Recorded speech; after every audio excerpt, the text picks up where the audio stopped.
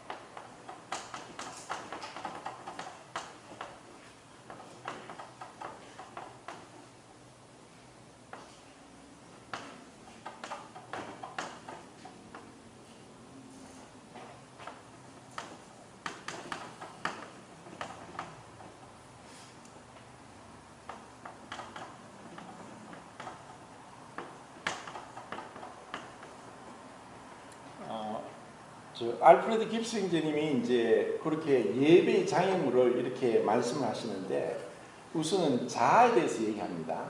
근데 이 자아는 엄밀하게 분명히 예수와 함께 십자가에 못 박혔다. 그래서 우리 옛사람이 죽었다고 하는데, 이 죽었다는 의미는 하나님의 법적인, 사법적인 그 심판이 이루어졌다는 것입니다. 그런데 실질적으로 우리의 삶 가운데 여전히 내가 살아 있습니다. 그래서 이 옛사람의 살아있는 자아의 그 모습이 예배를 드리는 방해가 됩니다. 이것이 참 어떻게 이것으로부터 벗어나느냐. 그래서 그 자아는 다르게 말해서 자의 그 얼굴은 뭐냐? 교만이라고 말할 수 있습니다. 모든 죄의 근원이 자아고 그 자아가 나타내는 첫 번째 죄는 교만입니다. 그것은 감히 사람인데 하나님과 같이 되고자 했던 것이고 반역죄입니다. 하나님의 말씀을 어긴 불법죄고 그리고 하나님의 의로움을 깨뜨린 불입니다.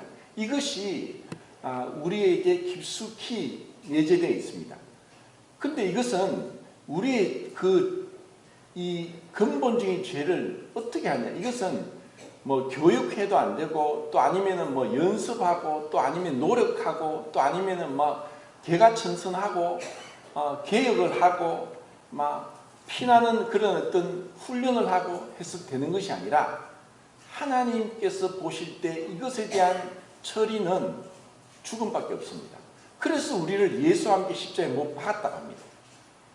그런데 이걸 이렇게 못 박았음에도 불구하고 우리 계속 끊임없이 이런 자아와 교만 그리고 세속성 그러니까 세상을 사랑하는 그런 마음들 세속적으로 세상 사람이 따라가는 풍조 세상의 그런 어떤 흐름들을 우리는 뿌리치고 돌아서야 되는데 여전히 그런 게 있습니다. 그리고 판단하는 마음 이것은 마치 우리는 율법의 준행자임에도 불구하고 율법의 입법자처럼 행동하는 거예요. 왜냐하면 하나님과 같이 되고자 했으니까 판단은 하나님이 하시는데 우리는 종들이고 하나님 앞에 우리가 판단받아야 될 자인데 마치 우리가 스스로 그 하나님의 자리에서 입법자 노릇을 하려고 합니다. 아무런 자격이 없는 사람이 그 재판석의 그 판사의 자리에 앉아서 판사 노릇을 하는 것과 똑같습니다. 세상 가운데서도 감히 아무런 자격이 없는 사람이 판사의 자리에서 판사 노릇을 한다고 하면 이것은 이것보다 더 불의한 것이 없듯이 그런데 감히 우리는 하나님의 자리에 올라갑니다. 그 판단하는 마음이 얼마나 많은지 모릅니다. 그리고 또 우리에게 그 분파, 판단하는 것은 우리 스스로 옳고 그름을 나누는 것이고 그리고 그것은 함께 연합하지 못하게 하고 편단을 짓는 것이고 짝을 이루는 것이고 분리가 일어나는 것이고 내가 판단하기에 옳지 못하고 좋지 못하고 내 마음에 맞지 않는 것에 대해서 나도 모르게 편가르기를 합니다. 그리고 알게 모르게 우리는 형식주의로 빠집니다. 나는 이제 예배를 드렸어. 예배를 드린 어떤 형식에 만족해 버릴 수 있습니다. 형식은 필요하지만 형식주의는 문제가 있습니다. 형식이 없다고 하면은 우리는 자유분방하게 됩니다. 그렇다고 내용만 자꾸 강조하면은 그것이 또 하나의 율법이 될 수 있습니다. 그리고 용서하지 못하는 마음 이것보다도 더 예배를 방해하는 것이 없습니다. 이런 용서하지 못하는 마음 이러한 여러 가지 것들로 인해서 정작 우리가 몸은 예배의 자리에 앉아 있음에도 불구하고 정작 하나님이 받을 수 없는 그런 예배를 드릴 때가 많다는 것입니다. 그것은 왜 그런가? 우리가 로마서 6장과 7장에서 옛사람이 예수 함께 십자가에 못 박혀서 죄에 대하여 죽고 율법에 대하여 죽임을 당함으로 인해서 이제 더 이상 내가 율법 아래 있지 않고 은혜 아래 있고 그리고 더 이상 육체 가운데 있지 않고 성령의 인도하심 가운데 있다 하는 것을 늘 명심하는 것입니다. 그래서 제가 그전에도 이제 이런 대꾸를 해서 이제 말씀을 드린 적이 있는데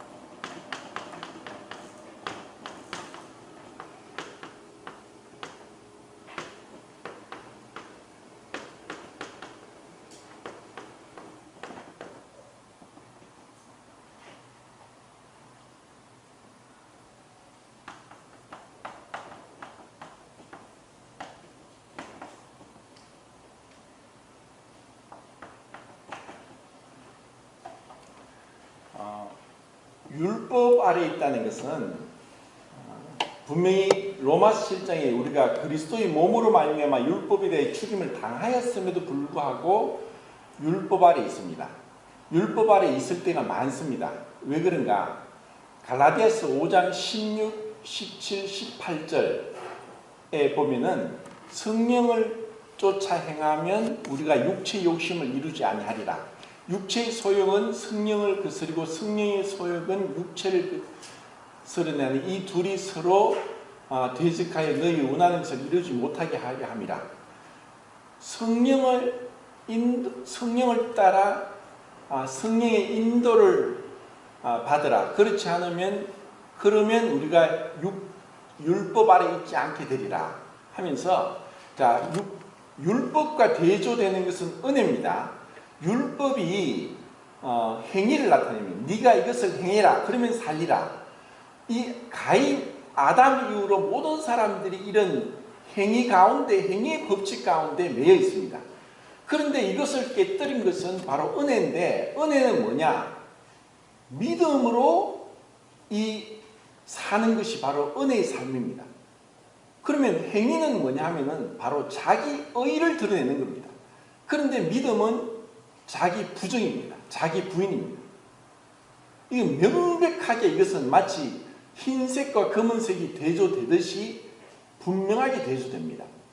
그런데 우리의 삶에 있어서 이것이 교차되면서 왔다 갔다 하면서 이것이 계속 나타나는 것은 믿음으로 행하지 않고 은혜 안에 있지 않고 자기 의를 내세우지 않고 자기 부인이 되지 않을 때 자기 자랑, 자기 의가 나옵니다.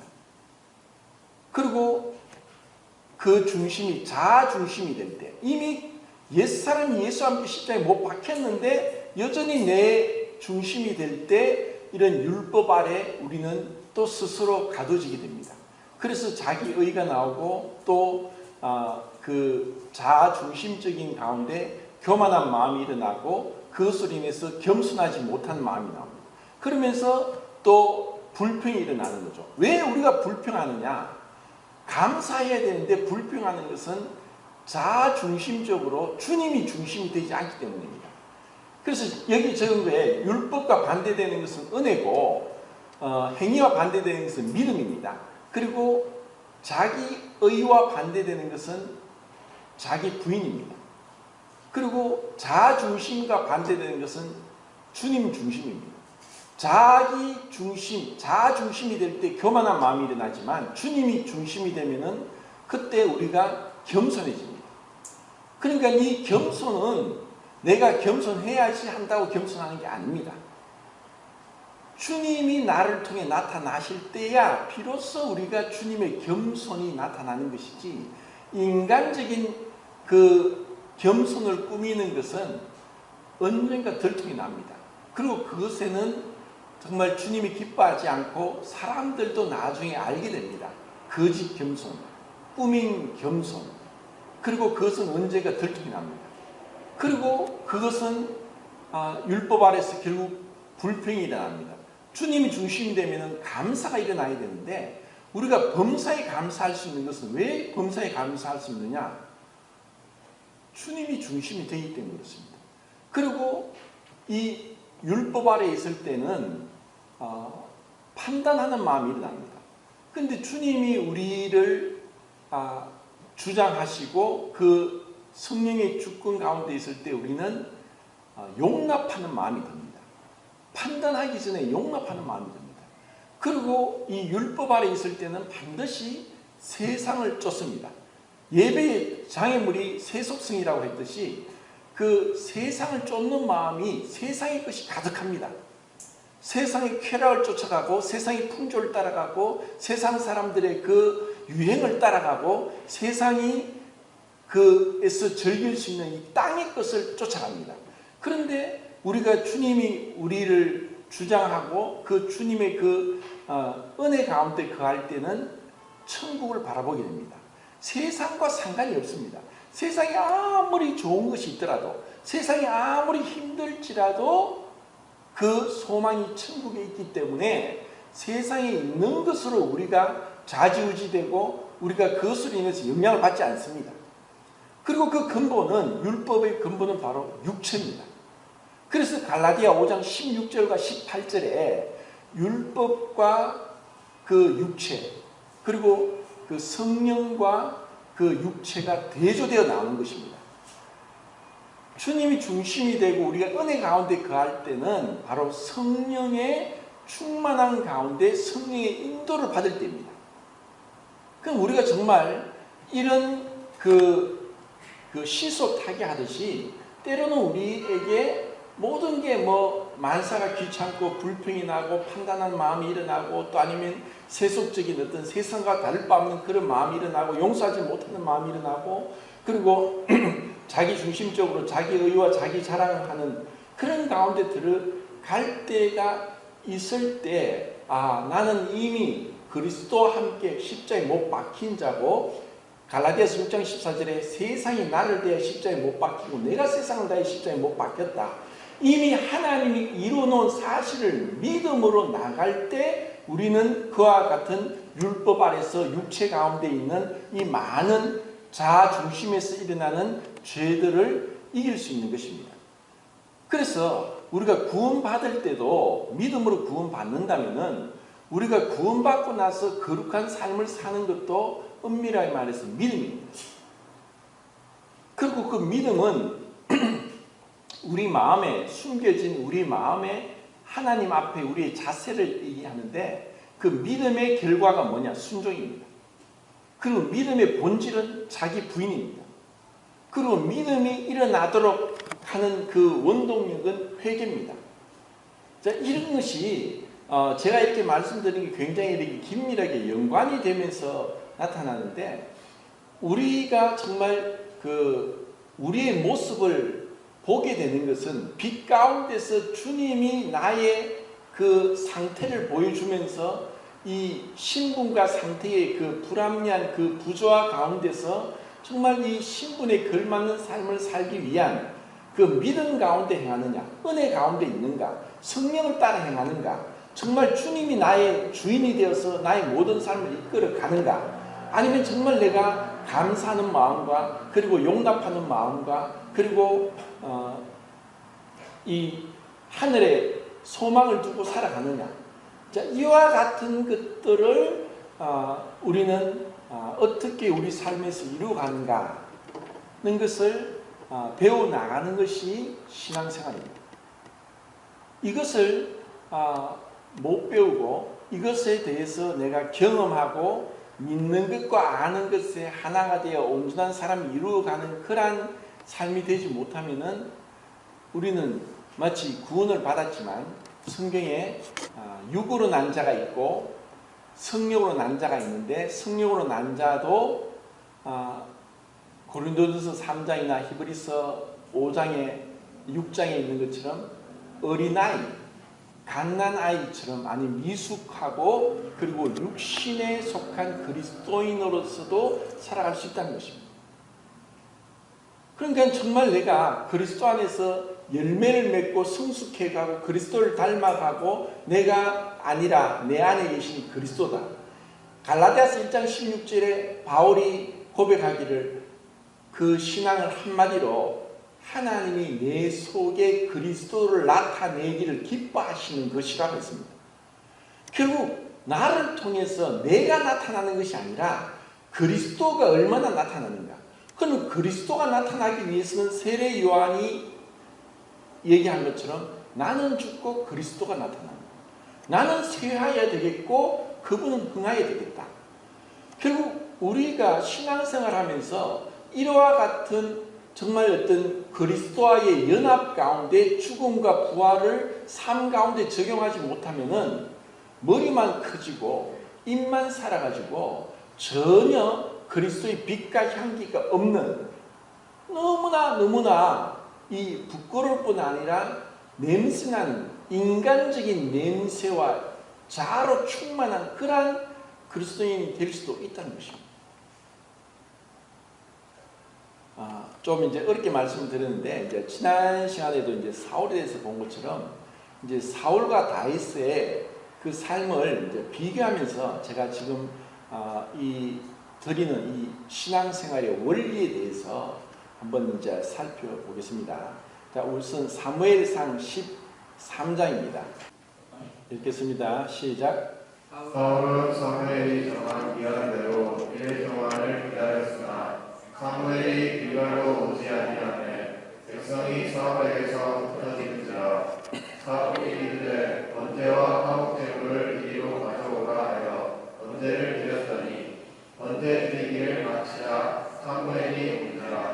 사울이 나가 왔으나 무난하매 사무엘이 이르되 왕이 하신 것이 무엇이냐 하니 사울이 이르되 백성은 내게서 흩어지고 당신은 가발단 안에 있지 아니하고 블레셋 사람은 빅마스에 모였음을 내가 보았으므로 이에 내가 이르되 블레셋 사람들이 날로 내려오겠거늘 내가 여호와께 은혜를 간구하지 못하였다 하고 부득이 하여 번제를 드렸나이다 하니라. 사무엘이 사울에게 이르되 왕이 망령되이 행하였도다. 왕이 왕의 하나님 여호와께서 왕에게 내리신 명령을 지키지 아니하였도다. 그리하였더라면 여호와께서 이스라엘을 위해 왕의 나라를 영원히 세우셨을 것이거늘 지금 왕의 나라가 길지 못할 것이라. 여호와께서 왕에게 명령하신 바를 왕이 지키지 아니하였으므로 여호와께서 그의 마음에 맞는 사람을 구하여 여호와께서 그를 그의 백성의 지도자로 삼으셨느니라. 예, 이제 이스라엘의 첫 번째 왕 사울에 대해서 이제 우리가 보게 됐는데 이미 그 앞에 이제 10장에 보면은 사무엘이 이미 이제 분명하게 얘기를 했습니다. 내가 1일 뒤에 7일 뒤에 올 것인데 그때까지 기다려라 하고 분명히 얘기를 했고, 그리고 그에 대한 여러 가지 정표로 뭐 이제 네가 잃었던 아버지 암나기 둘을 찾게 될 것이고 네가 하나님의 영에 감동되어서 예언을 하게 될 것이요, 이런 것들이 다 성취가 됩니다. 그런데 이제 이것을 사울이 분명히 사무엘의 말을 들었고, 그리고 하나님 앞에서 그 예수님이 오시기 전까지는 제사장의 직분과 왕의 직분과 선지자의 직분이 완전히 구분되어 있었습니다. 그래서 감히 왕이라 할지라도 제사장의 자리에 올라가서는 안 됐습니다. 그러니까 남한국 유다의 우시아 왕 같은 경우는 감히 자기가 제사장의 그 직분을 하려고 번제를 드리다가 이마에 문둥병이 들어서 죽을 때까지 별궁에 지내게 됩니다. 그래서 분명히 하나님이 구분해 놓은 엄격한 그 왕이지만은 그 제사의 직분을 넘나 보지 못하도록 했다는 거죠. 그리고 7일을 기다리라고 했습니다. 그런데 지금 블레셋과의 전투에서 블레셋이 어마어마하게 정말 바다에 모래같이 그 많은 군대가 와 있었고, 그것을 보고 이스라엘 군은 겁이 나가지고 막 도망가는 사람도 있고, 그래서 그 하나님 앞에 번제를 드리면서 하나님의 그 도움으로 인해서 이 블레셋과의 전투에서 이겨야 되는데 백성들은 흩어지고 사무엘은 오지 않고 기다려도 오지 않아서 사울이 이제 하나님 앞에 번제를 드렸습니다. 이래를 기다려야 되는데 기다리다가 못해서 드리니까 나중에 이래가 찰 때쯤 사무엘이 와서 왕이 무엇을 했습니까?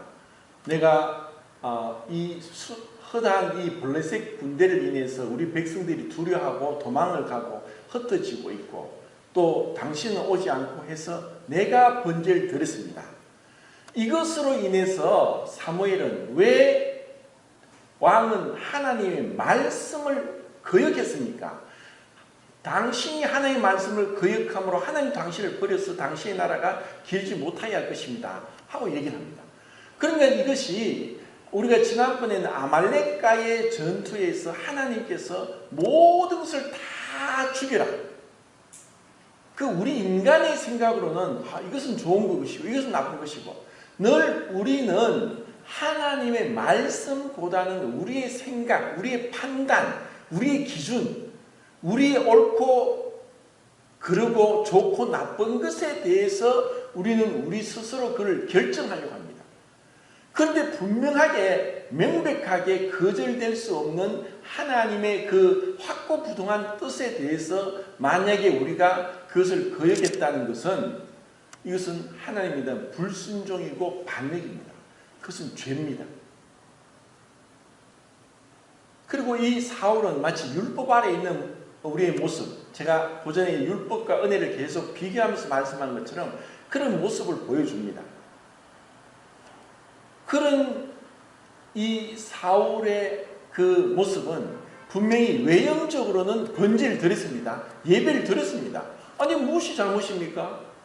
그리고 내가 내 스스로 이런 전쟁을 하고 내가 하나님을 믿지 않은 것도 아니고 하나님을 외면한 것도 아니고 그리고 하나님을 거부한 것도 아니고 이 블레셋의 전쟁에 있어서 먼저 하나님께 번제를 드리고 하나님께 나오려고 했는데 무엇이 잘못입니까? 하고 사울이 변명할 수 있을지 모르지만 하나님 앞에 그것은 통하지 않습니다. 문제는 뭐냐? 그럼 번제를 왜 드렸느냐? 그 번제를 드리는 것이 하나님을 위한 번제라기보다는 자기를 위한 번제였습니다. 자기가 생각할 때 이 블레셋과의 전투에서 내 스스로 힘을 이길 수 없으니까 하나님의 단순히 도움을 주는 그러한 분으로서 주인은 여전히 자기 자신입니다. 그리고 외형은 번제를 드린 예배의 모습이 있을지라도 그것은 하나님을 위한 예배가 아니라 자기를 위한 예배입니다. 마치 가인이 예배를 드리는데 아벨은 그냥 양을 치다가 양의 첫 새끼와 기름을 하나님께 예배를 드렸어요. 가인은 열심히 농사를 지어서 아벨이 그냥 가만히 풀밭에서 양 풀을 뜯는 걸 보고 있을 때 자기는 열심히 땅도 갈고 또 잡초도 뽑고 더 열심히 힘을 다해서 더 많은 땀을 흘리고 더 많은 노동을 해서 농사 지은 것으로 하나님께 예배를 드렸단 말이죠. 하나님을 믿지 않은 것도 아니고 하나님께 예배를 드리지 않은 것도 아니고 하나님께 자기의 그 수고한 농산물을 하나님께 바쳤음에도 불구하고 하나님 받지 않으신 것은 하나님 뜻에 맞지 않았다는 것입니다. 자, 이것이 이 첫사람 그 사울의 첫 번째 왕 사울의 범죄였고 아담의 첫 번째 아들 가인의 범죄였습니다. 그러면 이것이 우리에게도 이러한 모습이 많이 남아있다는 것입니다. 그런데 우리가 그럼에도 불구하고 우리가 은혜 가운데 있음으로 인해서 그런 죄에 대한 것에 하나님이 우리를 용서하시고 우리를 용납하시는 가운데 있다는 것이 우리가 누리게 되는 은혜입니다. 우리가 법 아래 있지 않고 은혜 아래 있습니다. 그래서 그 은혜라는 것은 우리가 죄를 범하고 실수하고 잘못했음에도 불구하고 다시 한번 새롭게 시작할 수 있는 기회를 주는 것이 은혜라는 것입니다. 다시 우리는 늘 새롭게 할 수 있다는 것, 얼마나 큰 은혜입니까? 왜? 이미 모든 율법에 대한 저주가 그리스도에게 내려졌고 우리의 모든 죄들에 대한 그 심판이 그리스도에게 내려졌고 그리스도께서 피를 흘리셨고 그리고 그리스도께서 죽으심으로 인해서 우리는 그것으로부터 자유를 얻게 된 것입니다. 이것을 우리가 알 때 비록 우리에게 이런 실수가 있고 이런 범죄가 있음에도 불구하고 다시 그리스도께 나가는 것입니다. 그리고 그리스도를 의지하는 것입니다. 그리고 내 안에서 나의 이런 자아로부터 일어난 정말 그 끊을 수 없이, 그래서 이것이 죽음 가운데 넘겨지도록 또 주님을 바라보면서 십자가를 바라보는 것입니다. 그런 의미에서 이 성찬 예배가 우리 신앙생활에 참으로 중요한 것입니다. 이게 형식이 아닙니다. 그 그리스도와 연합된 그 아름다운 그 비밀 가운데 우리가 들어갈 때, 그때 우리는 진정한 자유를 누리게 됩니다. 영적으로 그 영적 해방, 정말 그 영적인 해방을 언제 누리느냐? 이 영적인 해방은 제가 여기 적은 이 칠판에 적힌 이 모든 것으로부터 이미 내가 끝이 났다. 난 이제 그리스도와 연합되어 있다. 어떠한 나의 그 율법으로도, 그리고 어떤 행위에도 내 자기 의와 자기 자랑과, 그리고 교만과, 그리고 불평과, 그리고 판단하는 마음과 용서치 못하는 마음과, 그리고 세속적인 그런 마음들, 그리고 이 땅에 속한 많은 것들, 그리고 이 육체로부터 일어나는 이 육체의 정욕으로부터 일어나는 이 모든 것들로부터 나는 이제 자유하다 하는 그런 믿음으로 날마다 나아가도록 하는 것이, 그리고 그것을 연습하는 것이 우리의 신앙생활이라는 것입니다. 자, 고대 23장 보겠습니다. 23장 1절부터 12절까지만 좀 또 읽겠습니다. 23장 1절부터 12절까지 시작.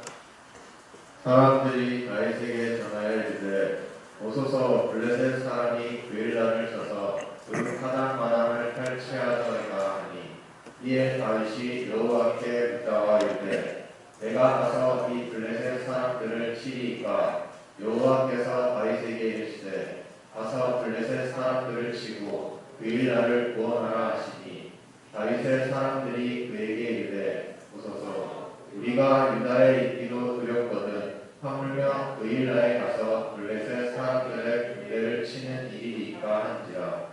다윗이 여호와께 다시 묻다온데 여호와께서 대답하여 이르시되 일어나 그일라로 내려가라. 내가 블레셋 사람들을 내 손에 넘기리라 하신지라.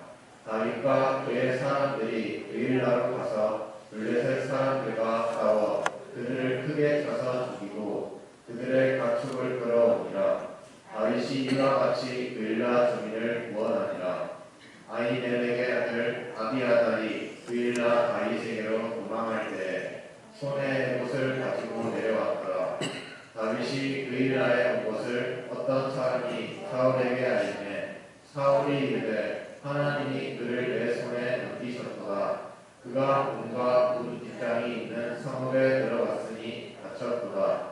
사울이 모든 백성을 군사로 불러모으고 그일라로 내려가서 다윗과 그의 사람들을 에워싸려 하더니, 다윗은 사울이 자기를 해하려 하는 음모를 알고 제사장 아비아달에게 이르되 에봇을 이리로 가져오라 하고, 다윗이 이르되 이스라엘 하나님 여호와여, 사울이 나 때문에 이 성읍을 명하고 그일라로 내려오기를 깨웠다 함을 주의 종이 분명히 들었나이다.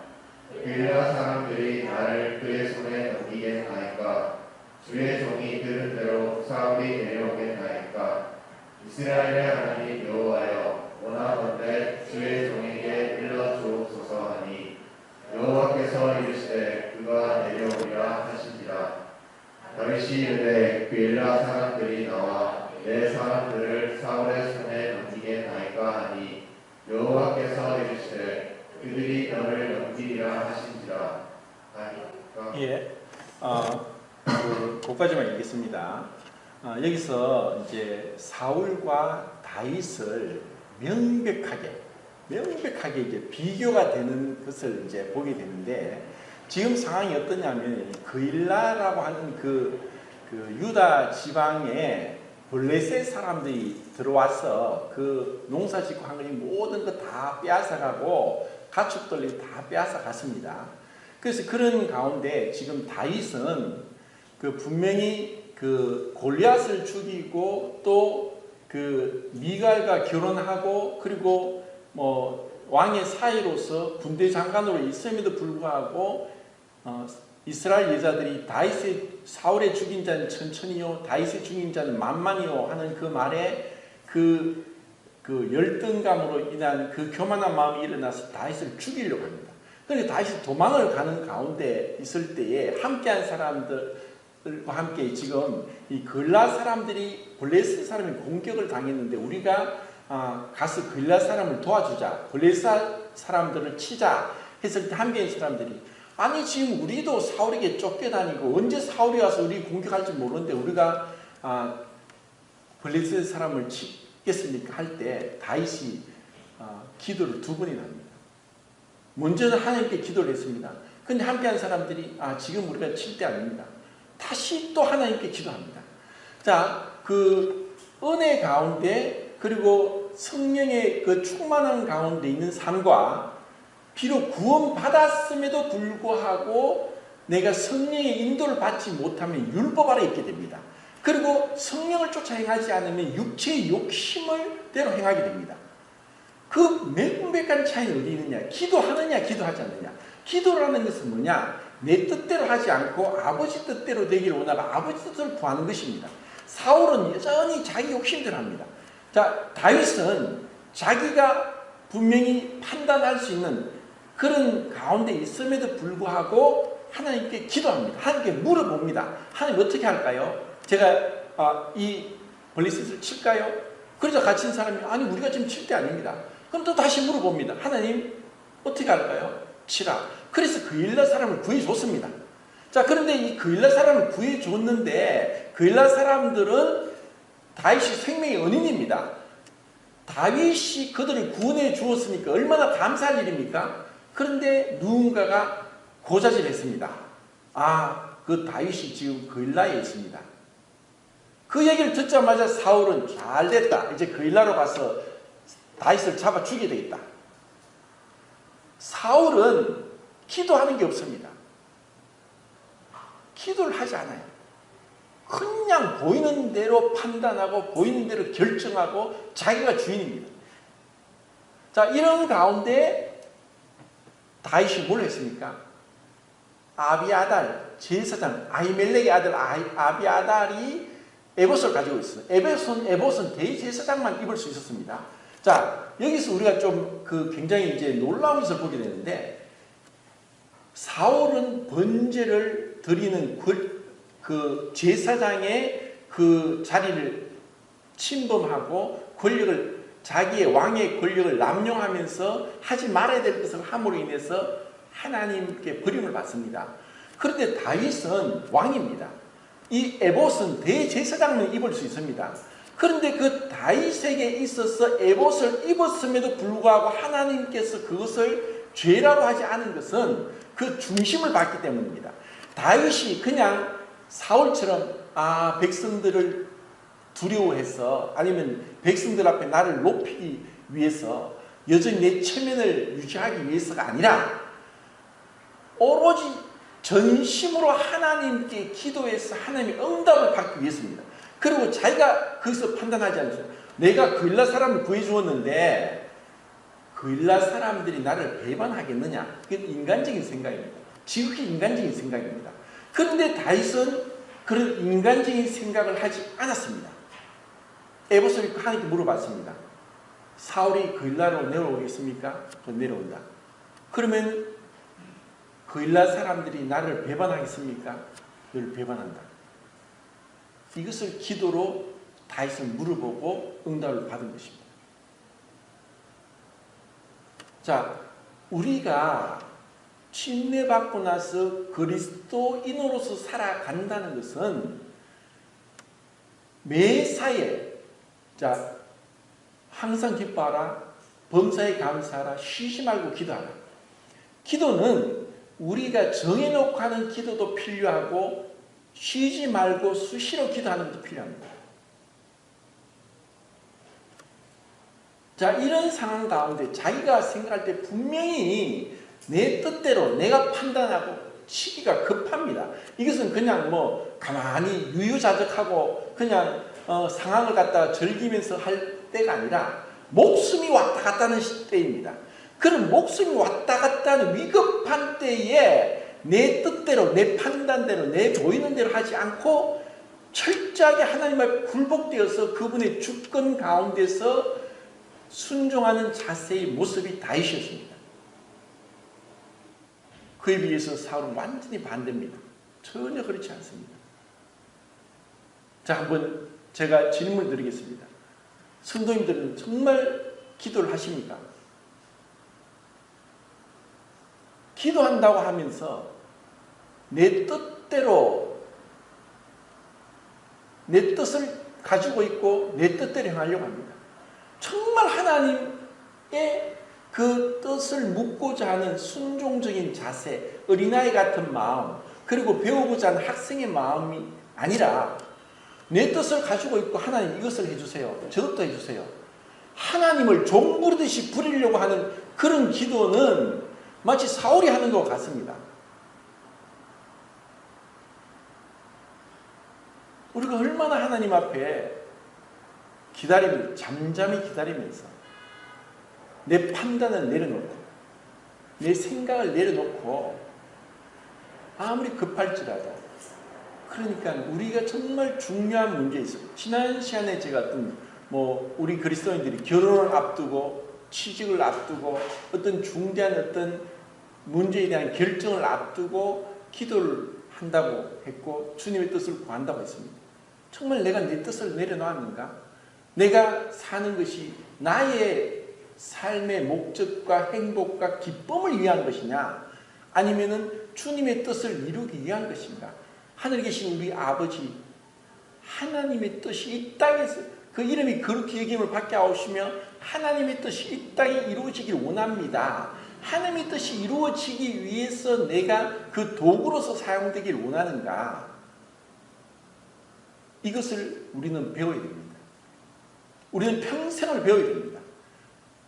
그리고 이것을 잘못했으면 빨리빨리 돌이켜야 됩니다. 주님, 제가 또 주님보다 앞섰네요. 내가 성령의 인도를 받아야 되는데 성령을 내가 인도하려고 합니다.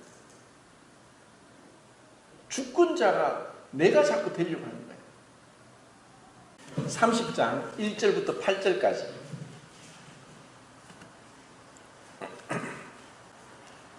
시작. 다윗과 그의 사람들이 사흘 만에 시글락에 이를 때 아말렉 사람들이 이미 네겝과 시글락을 침노하였는데 그들이 시글락을 쳐서 불사르고 거기에 있는 젊거나 늙은 여인들은 한 사람도 죽이지 아니하고 다 사로잡아 끌고 자기 길을 갔더라. 다윗과 그의 사람들이 성읍에 이르렀은즉 성읍이 불탔고 자기들의 아내와 자녀들이 사로잡혔는지라. 다윗과 그와 함께한 백성이 울 기력이 없도록 소리를 높여 울었더라. 다윗의 두 아내 이스라엘 여인 아히노아미가 갈멜 사람 나발의 아내였던 아비가일도 사로잡혔더라. 백성들이 자녀들 때문에 마음이 슬퍼서 다윗을 돌로 치자 하니 다윗이 크게 다급하였으나 그의 하나님 여호와를 힘입고 용기를 얻었더라. 다윗이 아히멜렉의 아들 제사장 아비아달에게 이르되 원하건대 에봇을 내게로 가져오라. 아비아달이 에봇을 다윗에게로 가져가매 다윗이 여호와께 묻자와 이르되 내가 이 군대를 추격하면 따라잡겠나이까 하니 여호와께서 그에게 대답하시되 그를 쫓아가라. 내가 반드시 따라잡고 도로 찾으리라. 예, 거기까지 읽겠습니다. 이제 그 다윗의 성에 이제 에봇을 아까 23장에서 한번 읽고 또 30장에서 또 한번 읽는 것이 나오는데 시글락에 있을 때 아말렉 사람들이 와서 그 부녀자들 다 잡아가고 재산을 다 탈취해 갔습니다. 그러니까 그 다윗이 지금 한 600명 되는 사람들과 이제 사울을 피해서 도망 다니는 그런 가운데 있다가 그 남자들이 어디에 다른 식량을 구하러 갔든지 간 사이에 이제 아말렉 사람들이 몰래 기습해서 그 연약한 그 부녀자들과 또 아이들 그리고 재산 다 몽땅 탈취해 갔습니다. 그래서 그들이 다시 와 보니까 그리고 그 시글락이 다 불타버렸습니다. 그들이 있던 거처가 불타버렸고 다 빼앗긴 가운데 돌아왔을 때 완전 망연자실했습니다. 울 기력이 울 힘조차 없을 만큼 울었습니다. 다 울고 나니까 함께 했던 600명의 그 도망다니는 억울한 자, 빚진 자, 그리고 핍박당하는 자 이런 자들이 결국은 뭐냐? 다윗을 죽이려고 했어요. 너 때문이다. 네가 잘못 인도를 해서 지금 우리 부녀자들이 다 잡혀갔지 않느냐? 우리 그 거처가 다 불타버렸지 않느냐? 이것보다 더 위급한 상황이 없습니다. 그때 다윗이 빨리 우리가 쫓아가서 우리의 붙잡힌 부녀자 그리고 그들이 생각할 때 붙잡혔는지 죽었는지 모르는 그런 상황 가운데 쫓아가자고 한 것이 아니라 이때도 다시 아비아달에게 에봇을 가져오느라 그리고 하나님께 진심으로 묻습니다. 하나님 어떡할까? 이것은 뭐냐? 하나님 뜻대로 하겠습니다. 하나님이 안 된다. 가지 말라면 다윗은 가지 않았을 겁니다. 왜냐하면 다윗에게 있어서 분명하게 하나님 뜻보다 더 중요한 것은 빨리 자기의 그 아히노암과 또 그 아비가일도 자기 아내도 잡혀 있었고 그리고 많은 어린아이들 부녀자들이 다 사로잡혀 가버린 그런 가운데 재산까지 다 잃어버린 그런 가운데 물어볼 것도 없습니다. 하루라도 빨리 가야 됩니다. 왜냐? 그들의 생사가 위급하니까. 그런 가운데서 다윗이 한 행동은 하나님께 기도했습니다. 하나님 어떻게 하겠습니까?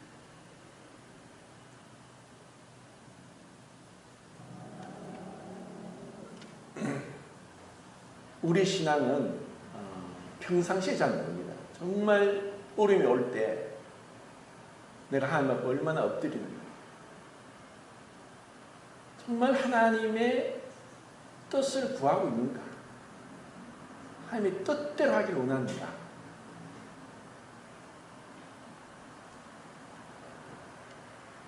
이것이 바로 우리 거듭난 그리스도인들이 새 사람을 입은 사람이 옛 사람을 벗어버리고 새 사람을 입고 행하는 그 모습이 우리에게 이런 것이 필요하다는 것입니다.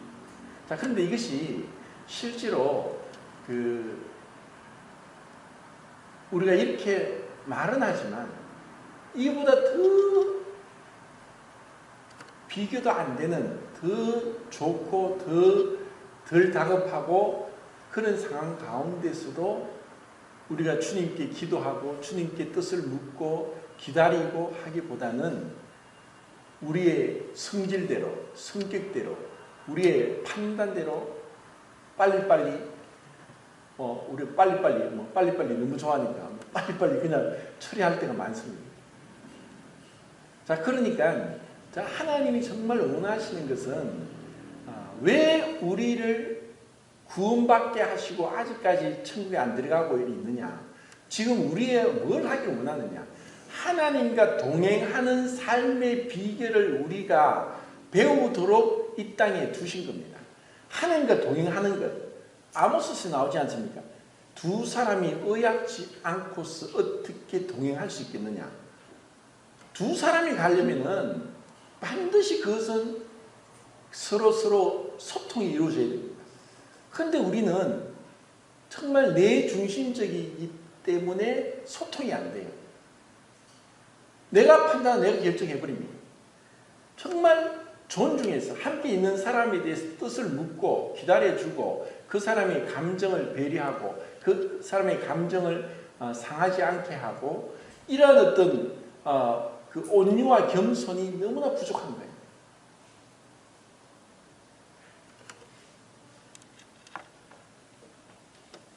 자, 고린도후서 1장 9절을 한번 보고 이제 말씀을 정리하겠습니다. 고린도후서 1장 9절 시작. 우리는 우리 자신이 사역한 것을 받은 줄 알았으니 이는 우리로 자기를 견제하지 말고 오직 죽은 자를 다시 자, 이 고백을 누가 했냐면 바울이 했습니다. 바울은 사도 중에 가장 위대한 사도입니다. 그리고 하나님이 얼마나 많은 그 계시를 보여주시고 신약 성경에 반을 기록하게 하시고 그 1차, 2차, 3차 또 로마, 스바냐까지 전도여행을 할 수 있도록 어마어마한 그 능력, 지혜, 지식 그리고 그 용기 이러한 것들이 타의 추종을 불허할 사람입니다. 그런데 하나님은 이 바울을 계속 고난 가운데 밀고 갑니다. 어느 정도까지 내 마음의 사형 선고를 받아가지고 내가 이제 언제 죽을지 모르는 그런 상황 가운데 갔다. 왜 하나님이 그렇게 하셨는가? 자기를 의뢰하지 말고 죽은 자를 다시 살리신 하나님만을 의뢰하게 하기 위함이다. 그런 바울조차도 끊임없이 자기를 의뢰하고 옛사람의 습성대로 행하려고 하고 자기의 생각과 판단대로 행하려고 하는 것이 있다는 것을 이 말씀에서 분명하게 보여줍니다. 그럼 우리는 어떨까요? 말할 것도 없습니다. 우리에게는 정말 이것은 죽음으로 해결되지 않는, 죽어야만 해결되는 그 자아, 자기중심적인 그 육체의 그 뿌리 깊은 옛사람의 습성이 있기 때문에 하나님은 고난을 허락했습니다. 그래서 하나님의 능력이 나타나도록 했습니다. 우리에게도 어쩌면은 그런 고난이 많은 것은 주님이 나를 굴복시키기 위함이다. 그래서 하나님의 은혜라는 것. 그리고 사람마다 너무 하나님은 다 다양하게 다르게 각각 맞춤 서비스를 하기 때문에 그 사람에 맞게 나에 가장 맞게 하신다. 그래서 우리는 범사에 그분의 주권을 인정하고 범사에 감사하면서 우리의 그 옛사람은 그 존재가 우리의 지성과 감성과 의지가 있다고 했습니다. 자, 옛사람의 우리의 모습, 지성은 우리의 생각이 절제될 때 감사가 되고 감정이 절제될 때 기쁨이 되고 의지가 절제될 때 기도가 됩니다.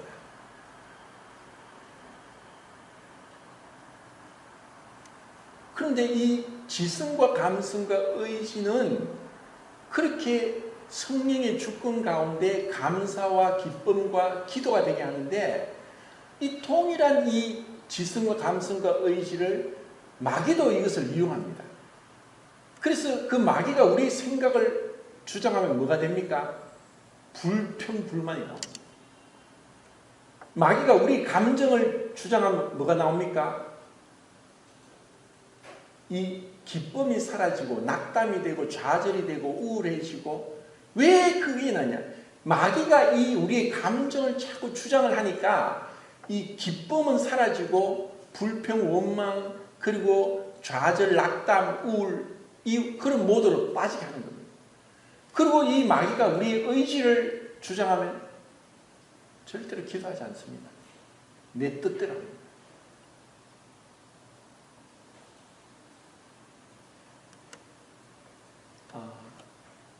갈라디아서 5장을 보고 이제 말씀을 마치겠습니다. 5장 16, 17, 18절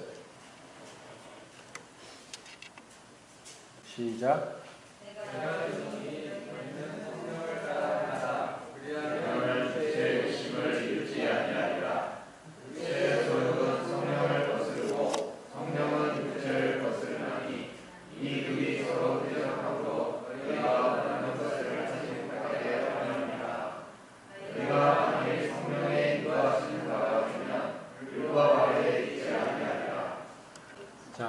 그 로마서 10장 4절에는 우리가 그리스도의 몸으로 말미암아 율법에 대하여 죽임을 당하였으니 이는 우리로 하나님을 위하여 열매를 맺게 하려 함이라 라고 말씀했습니다.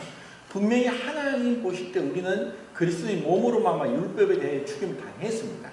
그런데 우리의 신분이 그렇지 상태는 여전히 우리의 옛사람이 살아서 활동하는 것입니다. 이런 가운데 육체의 소욕과 성령의 소욕이 서로 계속 갈등하는 가운데 있습니다. 그리고 이것을 우리가 어떻게 성령의 인도를 받아가면서 매사에 범사에 그렇게 기다리고 주님께 묻고 그리고 내 생각을 포기하고 그리고 주님 말씀을 떠올리고 말씀을 묵상하고 그리고 이 땅의 것이 아니라 이 천국이라는 소망을 갖고 그리고 내 어떤 욕심과 그 행복이 아니라 정말 주님의 영광을 위해서 주님의 뜻을 위해서 그렇게 끊임없는 우리 마음속에서의 어떤 그 연단의 과정을 통해서 우리는 점점 더 그 주님을 닮는 그런 삶이 되는 것이고 이것이 침례받은 자의 삶이고 이것이 예배드리는 자의 삶이라는 것입니다. 이상입니다.